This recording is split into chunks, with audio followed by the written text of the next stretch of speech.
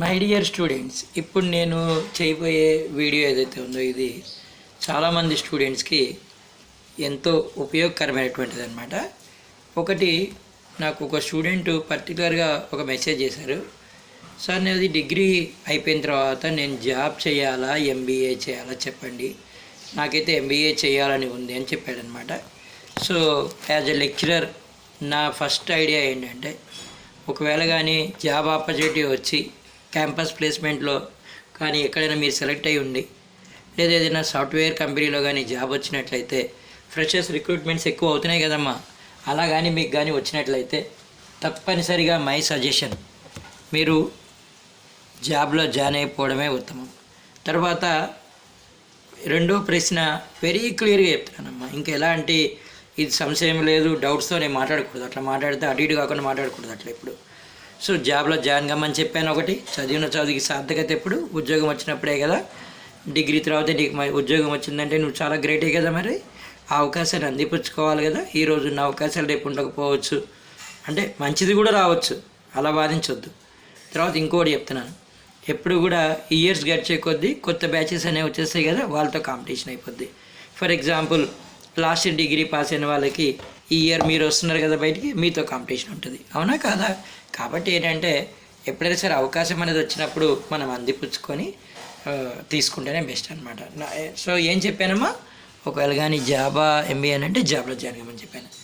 రెండోది ఇంకో విషయం చెప్తున్నాను, జాబ్లో జాయిన్ కాగానే మీ ఇష్టం వచ్చినట్టు ఎంబీఏలో జాయిన్ అయిపోతానంటే ఉండదు. మీరు ఏదైతే కంపెనీలో జాబ్ చేస్తున్నారో వాళ్ళు పర్మిషన్ ఇవ్వాలి మీకు కదా. ఏవో కొన్ని కంపెనీలు పట్టించుకోగానే నువ్వు సాఫ్ట్వేర్ కంపెనీ అంటున్నావు, ఏదో పెద్దదే అయ్యుండొచ్చు.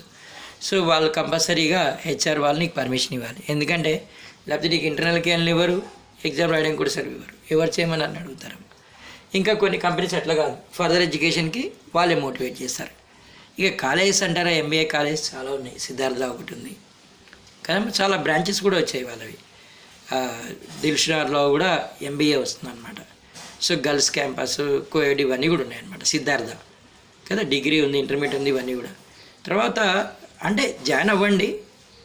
ఈ రెండో డౌట్ ఏంటంటే అమ్మా, లేదు సార్ ఎంబీఏ చేసి మంచి జాబ్ వస్తుంది అంటే కంపల్సరీ వస్తుందమ్మా, ఎందుకు రాదు?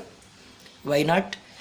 ఒకవేళ నా ఇంట్రెస్ట్ కాకుండా నీ ఓన్ ఇంట్రెస్ట్ చదువుకోవడమే అనుకో, చదువుకో. ఎందుకంటే మన మీద ఎదుటివారి ఇన్ఫ్లుయెన్స్ ఎప్పుడు ఎక్కువ ఉండకూడదు. అలా ఉంటే లైఫ్లో కాంప్రమైజ్ అయిపోతూ ఉంటాం. కాబట్టి ఒకవేళ నీ ఇష్టం చదవాలి, చదివిన తర్వాత నేను జాబ్ చేయాలంటే మాత్రం చేయమ్మా. ఇంకా కొంతమంది పిల్లలు, సార్ మేము we are planning to go abroad అని చెప్తున్నారు. కొంతమంది జర్మనీ వెళ్తారట, ఇటలీ వెళ్తారట, ఇంకా చాలా కంట్రీస్ చెప్తున్నారు, కెనడా, ఆస్ట్రేలియా కదా, చాలా అమెరికా. ఇట్లా అవకాశాలు వస్తే అందిపుచ్చుకొని వెళ్ళిపోండమ్మా. విదేశాలు వెళ్ళడం అనేది గొప్ప కాదా నేను మాట్లాడను. ఒకప్పుడు ఊళ్ళ నుంచి హైదరాబాద్ వస్తే మా పిల్లలు హైదరాబాద్లో ఉన్నారని చెప్పి గొప్పగా చెప్పేవాళ్ళు. ఇప్పుడు ఎలా అలా అయిపోయిందో అలాగే విదేశాలు వెళ్ళడం కూడా అంత ఈజీగా అయిపోయింది. ఎందుకంటే మనం మారుతున్నాం, మనం ఎదుగుతున్నాం కదా. సో అవకాశాలు వస్తే అందిపుచ్చుకోండి, కానీ హోమ్ ల్యాండ్కి ఇంపార్టెన్స్ ఇవ్వండి అమ్మా. మదర్ ఇండియా కదా, మీరు వెళ్ళినంత మాత్రాన మళ్ళీ రానని కాదు, హ్యాపీగా మంచిగా జాబ్ చేస్తూ చదువుకొని ఇండియా వచ్చి మళ్ళీ సర్వీస్ చేసుకోండి. Wish you all the best అమ్మా. అంటే ఇప్పుడు నేనేం చెప్పాను, నా ఇన్ఫ్లుయెన్స్ స్టూడెంట్స్ మీద ఎలా ఉందంటే, ఒకటి జాబు ఎంబీఏ అన్నప్పుడు జాబ్కి వెళ్ళమని చెప్పాను. రెండు, నీ ఇంట్రెస్ట్ జాబ్ కాదు ఎంబీఏ చేయడం అంటే నువ్వు గెలిపించుకోవాలి తప్పనిసరిగా. ఏమ్మా, ఈ కళ్ళజోడు ఊరికే పెడతానమ్మా, కళ్ళు లాగితే లైట్ పడుతుంది కదా, ప్రాబ్లం అనమాట, అంతే. స్టైల్గా అదేం కాదు. అయినా ఇలాంటివి ఏదో ఒకటి చేయండి, మేము చెప్పేది ఎవరు వినరమ్మా. ఇంపార్టెంట్ విషయాలే మాట్లాడతాం మేము కదా.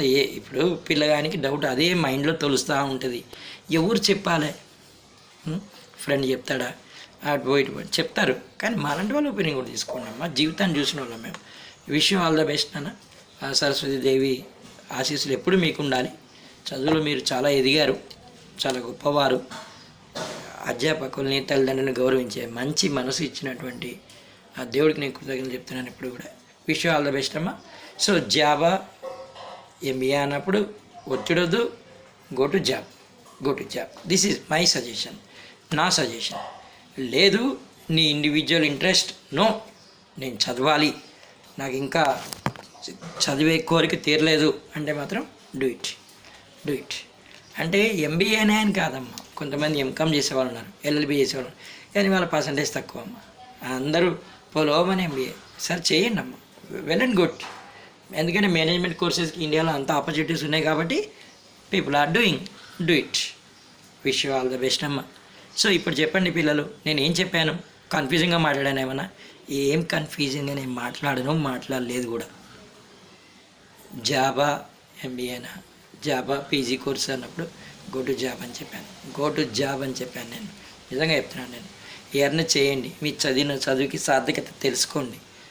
మీరు కాలేజీలో మన ఫ్రెండ్స్తో అలా ఉండడం వేరు, జాబ్ చేసినప్పుడు వర్క్ ఎన్విరాన్మెంట్ ఈ ఏజ్లో నీకు తెలిస్తే ఎంత అడ్వాంటేజ్ అమ్మా, అది డూ ఇట్. అన్నట్టు ఇంకో విషయం చెప్తున్నాను. నేను మా కాలేజీలో నేను సిద్ధార్థలో వర్క్ చేస్తాను అనమాట. సిద్ధార్థ డిగ్రీ కాలేజ్ అని చెప్పి దిల్షుక్నగర్లో ఉంది. డిగ్రీ అయిపోయిన తర్వాత పిల్లలు చాలా మంచి కంపెనీలో జాయిన్ అయ్యారు. వెల్స్ ఫార్గో లాంటి కంపెనీస్లో, డెలైట్లో, కాగ్నిజెంట్లో అలా జాయిన్ అయ్యారు. వాళ్ళందరూ ఎంబీఏ చేస్తున్నారు. అంటే నేను పేర్లు తీయకూడదు, కంపెనీ నేమ్స్ అవ్వో కాదు నాకే తెలియదు, చేస్తున్నారు. వెల్ చాలా మంచిది కదా, జాబ్ ట్రయల్స్ చేయండి. ఇప్పటికే ఎగ్జామ్స్ అయిపోయి, అంటే ఓయూలో నేను పర్టికులర్గా అదర్ స్టేట్ స్టూడెంట్స్కి వాళ్ళకి చెప్తున్నాను. అదే నా వీడియోస్ మన స్టేట్లో తిరుగుతాయమ్మా, వేరే ఎవరు చూడరు. కాబట్టి మనకి జాబ్ ఆపర్చునిటీస్ వచ్చినప్పుడు యూజ్ చేసుకొని ముందుకెళ్ళడం బెస్ట్. ఓయూ పరిధిలో ఎగ్జామ్స్ అయిపోయి దాదాపు 1 వీక్ అయిందనమాట. ఈ 1 వీక్ మీరు రెస్ట్ తీసుకునేది చాలు. ఇంకా చదువు మీద, ఉద్యోగ అవకాశాల మీద దృష్టి పెట్టండి.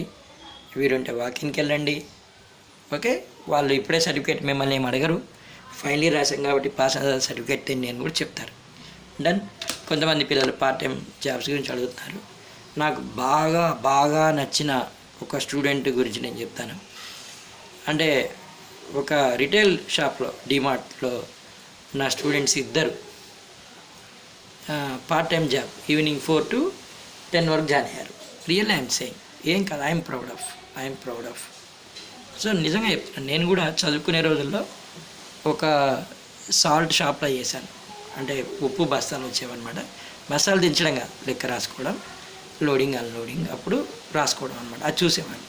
పార్ట్ టైం నన్ను ఆదరించిన మోహన్ బాబు అంటే ఎప్పటికీ నాకు గౌరవం. చదువుకునే రోజుల్లోనే రావయ్యా నీకు ఉద్యోగం ఇస్తానని చెప్పి.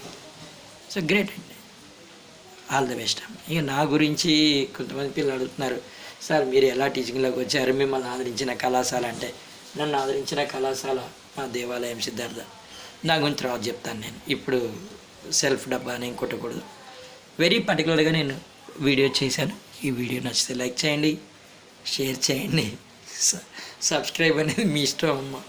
ఓకేనా, షేర్ అయితే చేయండి, నలుగురికి యూజ్ అవుతుంది కదా. చాలామంది మీలాగా డైలమాలో ఉంటారు కదా, మీ మామయ్యని అడుగుతారు, మీ డాడీని అడుగుతారు, మమ్మీని అడుగుతారు, అందరిని అడుగుతారు. బయట నేను కూడా చెప్తున్నా, నా మాట కూడా వినండి. ఆల్ ద బెస్ట్ అమ్మ. God bless you.